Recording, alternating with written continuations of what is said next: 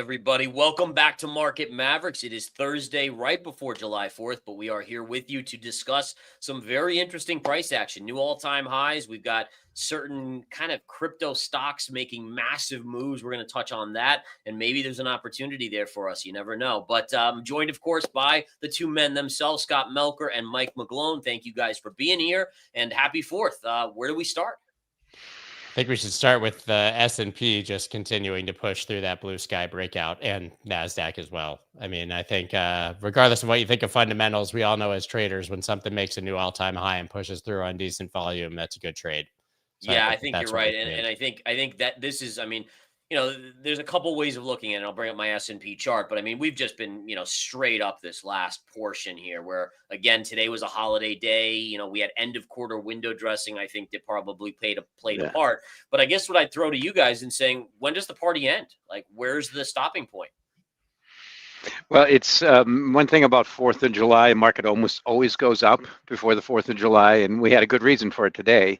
I mean, the economy is, from a labor standpoint, is doing just fine. We saw that today.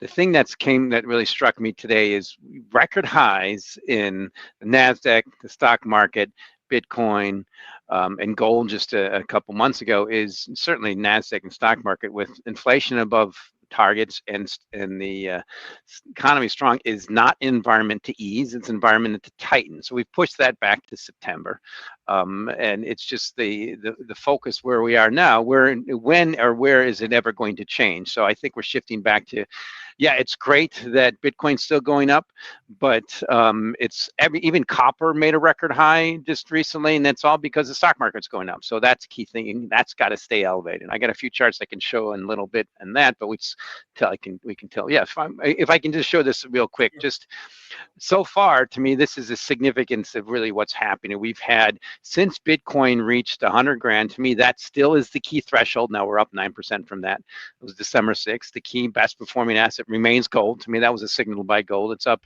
26%. And one of the worst performing major assets is broad cryptos. The Bloomberg Galaxy Crypto Index is down almost 25% since that day. And S&P 500 is up 4% or so total return. So that's a shorter term. So let me show you the bigger picture, and then let's tilt back a little bit. We're at that stage now. We have to absolutely sustain these levels in the stock market. And here I show a yearly chart of the S&P 500 divided by nominal GDP. This is basically the Warren Buffett model. If we close where we're at right now, we're 2.1 times nominal GDP. It's basically the stock market cap versus GDP. Just S&P 500 is the easier way to measure it. We will be at the highest level since 1929. That's wonderful. That's just a real bad timing thing for Mr. Trump. It's made his timing might be as bad as Herbert Hoover's. At the same time, in the same chart I show, the same chart I've been watching for, S&P 500 in terms of ounces of gold, it looks like it's rolling over. It's on the same scale, but also you can see that this S&P 500 in terms of gold ounces, it's dropped and now it's come back. But we can't have that rollover. We have to have the stock market stay elevated. It's the most unique time I've ever seen in history. It has to stay elevated, or the deflationary dominoes tumble, and Bitcoin's ahead of that. So talk to me, Mike, about, we have gold that's basically, I mean, it's not at its all-time highs, but it's within a, $100, $200 of its all-time highs, yet the stock market's at its all-time highs. Why is that happening? Is it just central banks buying a crap ton, or is it people doubting that this rally is legit and it's going to last? I mean, what's going on there? So for those of you who know Mark Faber, he's been a Swiss investor, but he's been around forever. I saw a headline from him today pointing out Trump is just wonderful for gold. Start out with that. Anytime you have a U.S. president pushing back on the Federal Reserve and the established system in this country that's been working for decades, that's wonderful for gold. And so overall, that's still quite bullish for gold. The thing is, I'm kind of worried now if the stock market stays strong and yields stay up like they are, and the Fed doesn't ease, that's a pressure factor for gold. It could go back to $3,000 an ounce. Right now, $3,300. But to me, that's why I look at it as a key indicator for the end of the year. You don't want gold above 3,500 because that's an indication everything's starting to tilt back downwards, potentially led by Bitcoin. And to me, that's the key thing to think about. You show the chart there. That's it's a bull market flag. It's ready to break out. What's going to make it break out? It's interesting as you're kind of talking through this. We've had this very long sustained period where kind of bad news was good news was bad news when we looked at markets. usually when we get strong job numbers over the past few years, let's take the revisions out of it. But usually when we get strong job numbers, actually stocks go down because it reduces the odds that the Fed is going to Right. eat. So it makes no sense, by the way. So more people having jobs should be good, you would think, for the market. But the way it's traded is that if good job numbers means bad for markets, this is one of the few times, as I'm thinking about it, that I've seen everything's actually been up on a day when we have strong jobs. Yeah, yeah, and you're right about that. And one of the interesting things is you look at it both ways. And one thing I've talked with my traders about is recently it seems like animal spirits have taken over in the markets, and in which case, like, there's really no such thing as bad news, right? If it was a weak jobs number, people would have said, "Oh, yay, the Fed's going to cut even more aggressively." If it's a strong number, which is what we got, well, this is great. The economy is still strong, right? It certainly seems like it doesn't matter what the news is unless it somehow shocks us out of our coma, if you will. But I think you're right on that. Is the odds of the Fed? Bitcoin dropped from like 110 to 109, 200 at that announcement, and then was back up to like, maybe just under 109. But Yep. it was a blip that there was even downside. And to Mike's point, why would the Fed ease right now? Yeah, and I think that's the key thing to think about what's happening. So we are in that stage now, as Soros defined a bubble. You define a bubble and join it, and we're in a wonderful bubble where everything is going up. Got to join it, and but you also look for alternatives. That's why I stick with gold and treasuries still, but they just haven't performed yet, but I think they will. But the bottom line, I think, is a lot of this started yesterday. We had pretty significant short covering in everything. People cleared out of their shorts. Stock market went up, corn went up, copper went up, Bitcoin broke out. I think a lot of people cover their shorts, and then you ride those a little bit into the weekend and see how next week turns out. But overall, it's a Goldilocks situation for traders. And remember, it's July. What's going to happen for the second half? That's why I like to tilt over. Is I just don't want gold to keep outperforming everything. I think it still will. And the biggest factor is, for now, you look at the beginning of the year, and still just recently, the average estimate for the stock market was to be up 10% on the year. Now, the total return for right now, the S&P 500 is 7.5%. Wonderful. Do you want to add to longs now? As I showed you, we're already at the highest level versus GDP since 1929. But it doesn't matter. It's momentum that matters. And everything's so wonderful that's coming out of the Trump administration. Now, I think we're at that stage in the markets where the only thing that's going to make everything switch is for market to stop going up to go down. I mean, it's that powerful. When you're 2 times GDP, the stock market's all that matters. And just keeping it there is very important. And that's why if it keeps going, it just, what's going to take is prices have to just stop going up at some point. And that's why I look at cryptos as the top leading indicator, because they're the most speculative, the most hubris in that space. And that's why I'm concerned that leading indicator is starting to tilt lower. And Bitcoin's obviously it's doing great, near record highs. But look at the rest of the space. It's, they're just selling on rallies. Well, I think this brings up a great discussion that we were just starting on before we went live, which is there, according to Scott, and it looks like he's right, there is a bull market in the altcoins, right, Scott? There's no bull market in altcoins, and I'm not sure there will be again, because let me show you where the bull market is, and it's in altcoin or crypto adjacent stocks. So I'm formulating a new thesis here. I talked to Rand Nooner at length today about this. I think Bitcoin continues to go way up, and I think that crypto adjacent stocks have an alt market, and I think that altcoins continue to bleed out, as Mike is often saying.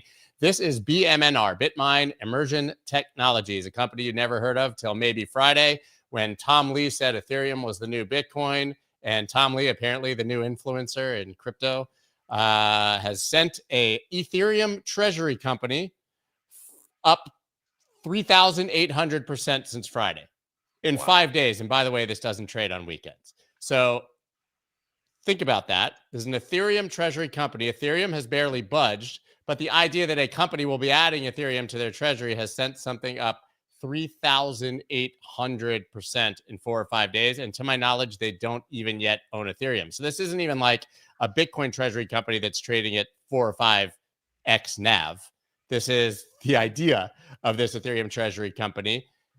And this is where all of the money that was once upon a time pumping, dumping, moving altcoins has moved. There is no new money in the altcoin space. Like, I like altcoins. I have nothing against them. There's some I'm holding. I'm not intending to like dump everything here at the bottom or anything. But the new game, the new ICOs is crypto adjacent stocks with much higher volume, much more liquidity. And now we'll have the big money in the world playing this game with us, for better or for worse. It's incredible. It's incredible. I was looking at the market cap. I think it's about 800 million now. So that means when it started, it was basically a penny stock. And now, I mean, it's borderline $1 billion. And I'd love to personally know how much Tom Lee owns of this, just because, you know, he probably just got himself close to $1 billion. I don't know. Like, people might remember the altcoin cycles. You know, you had your DeFi time, and then DeFi coins dumped, and then it went into AI and NFTs or whatever. And you had this washing machine of the same money going from place to place to place. Well, now we obviously had the Bitcoin spot ETFs, which we all know cannot trickle down into altcoins because money that's sitting in your Schwab account can't go buy Hedera, right? So where'd that money go for the people who got bored with Bitcoin? Circle. And Circle stock pumped so hard and so fast that now there's a ton of speculative crypto money in the stock market. And it's going to now cycle from ETFs to the new ETFs, I would say. We'll get, I mean, the new Solana ETF, which is not barely an ETF, 30 million in volume on the launch. That's a lot more than you would have anticipated. So, man, I think that this is the new game in town. And if I broke down for you how much money the founders and initial people are making, just like ICOs before these even hit the market, it would blow your mind. Yeah, Circle, by the way, went public at 30, or that was the pre-IPO. That's what everyone got shares for, $31. And so from that point in 3 weeks, it ran to $300. Obviously, it's pulled back, but you're right about that. I mean, again, you get shares at $31 and it goes to 300. Then you say, all right, take half off the table and let me play with the house's money, and you use that money to then allocate to these other ones. And holy cow, these things are running. Incredible. Yeah, it's crazy. I asked you this before, Mike, Scott, but, you know, again, when I see this in the stock market, to me, it spells froth. It spells speculation. It spells taking risks that are not really investments. It's more like, hey, let me go to the roulette table and just hope. Is that what we're seeing? And how long does this last? So I don't think it's the roulette table for the people who are doing it. I think it's the roulette table for the people who eventually are buying it. And that's exactly how every altcoin cycle ended as well. So to say that it's the top, I would say that this is telling us where the next bubble will be and what will cause the next top and the next correction. But the market can stay irrational longer than you can stay solvent. And I think we're in the early innings of people even having the aha moment that I've had this week of what's happening here. Can you imagine? I can't say it's a top signal when all the people with money in crypto who aren't even aware this is happening are about to find out. Well, I appreciate the one thing I really appreciate that you show that chart too is it's the lessons of selling when they're yelling. And another headline I saw today was from Seifi Dinamas. I'm a big fan of Seifi Dinamas. I mean, when I read the Bitcoin Standard, what was it, 6 or 7 years ago, I completely agreed with him.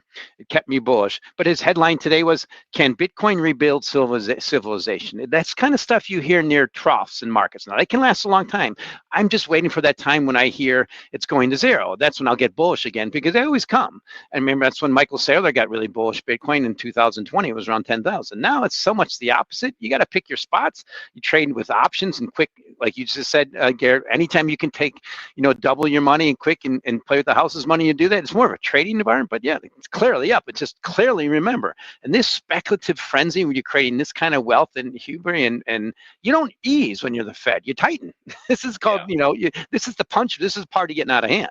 But I think that's what's so crazy is you have a market now that the Fed is like, okay, we're probably going to, I think they're speculating 2 cuts in the remainder of the year, which is fine. Okay, so be it.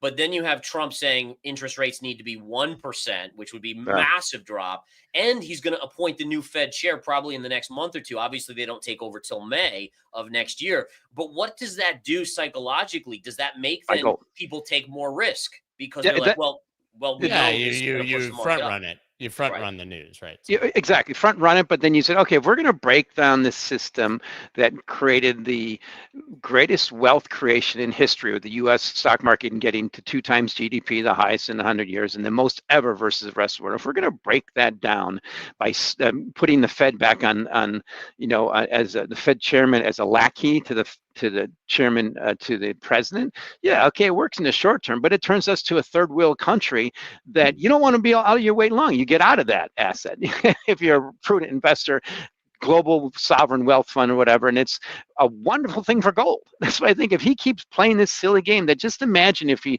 does make this potential appointment, and then we have just a lackey chairman or just a chairman that doesn't matter, and all we're going to wait is for the Fed to ease just to keep the President Trump happy, to goose the system. Yeah, it's somewhat inflationary. It's obviously altcoins aren't like it's best for gold. I just can't see why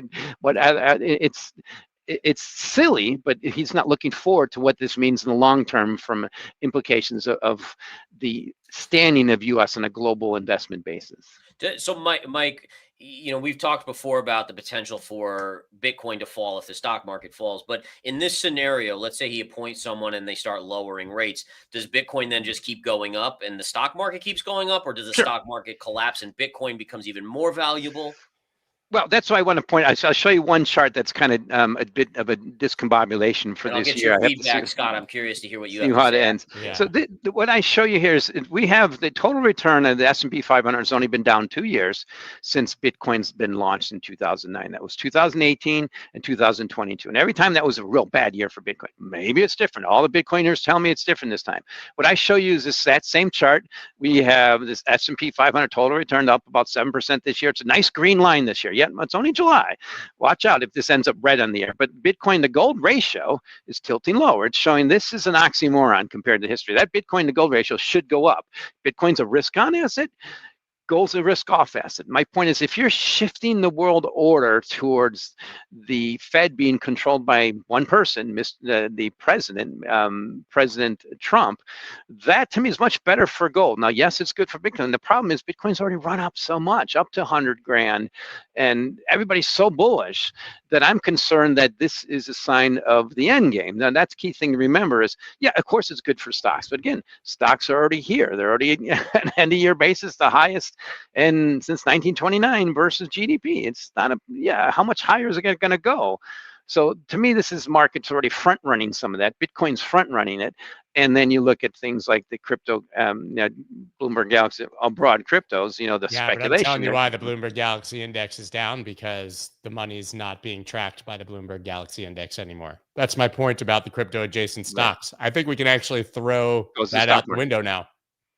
Yeah, well, that's a bad thing for all the altcoins. The 18 million of them, they've succumbed to that excess of supply. I will say that there will be buying for these treasury companies that are beyond Bitcoin. So there will be select altcoins. We've seen Solana treasury companies and Ethereum treasury companies. So if they do have to buy a lot, at least that could push the bubble further.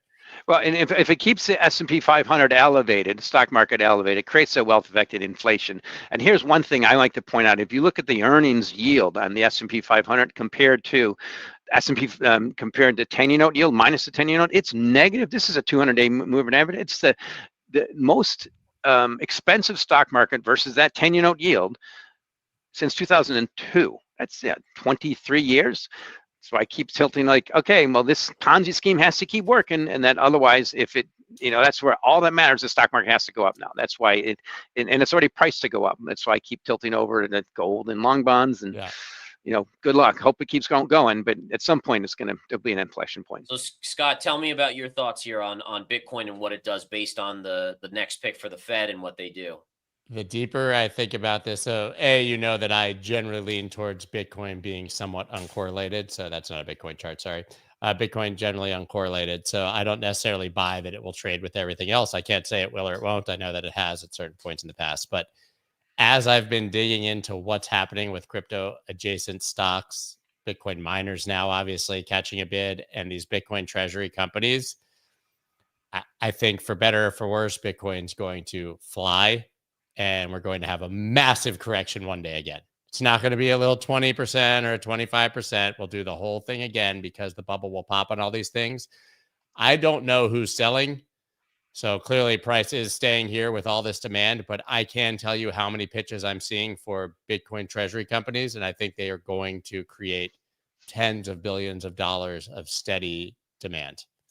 So kind of get it while it's hot, maybe. But I'm get surprised ready. actually that Bitcoin is sitting where it is with all of this demand. But like when you put in Sailor and 100 wannabe sailors and they're all buying at once, which is what is going to happen, I think it goes higher before it goes down significantly.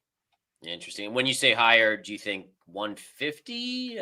Like 150 to 175, if in my mind, is where we would kind of really that at that point, I think there'll be so many people rushing in to do this, so many bad copycats that they're just gonna pop the bubble. So you don't think we've started the bad copycats now? My, I my think point is, I agree with you. I actually think we've started the bad copycats, but that we're at I think it's a bubble. I think it's bad, but I just happen to maybe think we're at a different part of the bubble timeline than you do. oh yeah, you've been right, and you've been right. I just like to point out, since we got the 100 grand, gold's been the outperformer. The key thing is when you hear those these are things I remember hearing in 1999, 2007. Is the lambs? Look at me, I made money doing this, and you can too. It's This terrible. is They're gonna get wrecked. and what they're buying, and remember, what they're buying is, I can show you in the chart, they're buying an asset that basically trades a much higher leverage and a higher volatility to the stock market. Putting into the treasuries means they're typically a company has a beta to the stock market, any publicly traded company, they're increasing that at risk at the highest level ever in the stock market. I can't wait to write a book about it, and I just hope it works out where there's not too much pain in the D's. I say the deaths and divorces, because this is a prudent treasurer who sees 5% on the long bond knows that, okay, that's pretty attractive. I can help my company and focus on the company. Remember what happened to Michael Saylor? His business was dying, so he found an alternative, Bitcoin. It worked great for him when it was at 10,000, but at 100,000, I say good luck. So we saw the ADP numbers yesterday at minus 33,000. Mike, you or Scott, I guess the big question a lot of people are coming to is that, why was that number so bad, but then miraculously this number today is so good? Like, where's the disconnect? Because, can't you trust the ADP to be kind of an indicator of what we're going to see in the non-farm payrolls? I just don't believe job numbers at all anymore. Period. They've revised when's the last time they weren't revised down? Years? Well, today's from last month was actually revised up slightly, but again, okay, well there you go. So, but rare, right? You're generally, right. I just don't think whatever numbers are presented end up being accurate. Good point. Lagging revisions, unprecedented exporting of, getting immigrants, kicking immigrants out. But the key thing, remember, is that my colleague mentions ADP is our actual numbers. The other things are surveys. Yeah. So there's actual numbers. So just don't forget that. And plus, local government spending was quite, hiring was quite significant, and it's significantly lagging. But that, to me, this is all part of that lifting of relative assets, meaning the most significant thing for everything is that will shut that off is this wealth effect. I mean, we have the greatest wealth effect in 100 years. If we keep that wealth effect here high, that's fine. That's all that matters. That's the key thing we need to watch, is nothing's going to matter until the stock market reduces the wealth effect. That's the way it's worked in 1989, 29 in the US and 1989 in Japan. As long as it stays healthy, we're okay. But these numbers are lagging, and remember, there's a lot of distortions. So, but now we say the distortions, but in all fairness, the stock market doesn't seem to care, right? I mean, no. Yeah, it is just up and away. So, if we look at the wealth effect, I think you bring up a great point. Do you guys expect that inflation is probably going to start going higher then? I mean, even regardless of the tariffs, whether that has an impact or not, the wealth effect probably makes people feel richer. They go spend more money, right? Well, I'll respond that real quick. That we expect the Fed's dot plots expect inflation to go higher. Anna Wong, our chief economist, our economist team, expects inflation to go higher. And we all know through the wealth effect, that's the key thing that keeps things spending and keeps things wealthy. That was the key point we pointed out a year ago. When you cut rates with the stock market on a tear at a record high, you risk adding alcohol to the punch bowl, and they did. And to do that again would be silly, and history is not going to judge it well. Sure, risk assets might jump a lot more, but at some point they have to come down. They always have, and it's just a question of when they get stopped out. What about you, Scott? You think inflation is going to continue to inch up then? Honestly, I rationally think so, yes. But I also don't believe that we have any idea what economic policy will be at any given point in the future. So it's just really hard for me to guess. Like, will we even have tariffs? I don't know. Or do we even believe those numbers too, right? I mean, So, same so thing. that's a virtual guarantee. We will have tariffs. This is something that, the key thing that Trump pointed out almost 40 years ago, the no trade is free, Robert Lighthizer, it's virtual guarantee. And the only thing I think that will stop that is if the stock market goes down. That's what happened in April. They pulled back on the tariffs for 90 days because the stock market dropped almost 20%. So to me, they're emboldened now. And why would you stop now? If you're creating this wealth, you're shifting back what they wanted to do years ago and kind of correcting some of the imbalances on a global basis. Sure, you'll keep doing it until stock market tells them to stop. Huh. All right. Wow. Sounds fun. I can't figure this market out at all, to be quite honest. Listen, but I've said this over and over again. It's going up, so play the game until the music stops. Yeah, I don't think it stops. I don't think you need to question blue sky breakouts, all-time highs, right? I think you have to obviously proceed with caution, but I think from a technical perspective, Scott, you would say that you play the breakout unless if price closes back below, then it's a failed breakout. And if there was like no volume or something, but I think people are pretty heavily FOMOing into everything right now. So now, do you guys think that as this so-called bubble expands, does the bigger it gets, the harder the fall, right? I mean, in general, we would agree on that. Yeah, clear. It's it's the old it's now I'm trying to remember which Taleb book it is, but Anti-Fragile, I think, where he talks about you have to clear out the brush to avoid the bigger fire. You have to light small fires to make sure that the final fire is not bigger, and we have not cleared out the brush.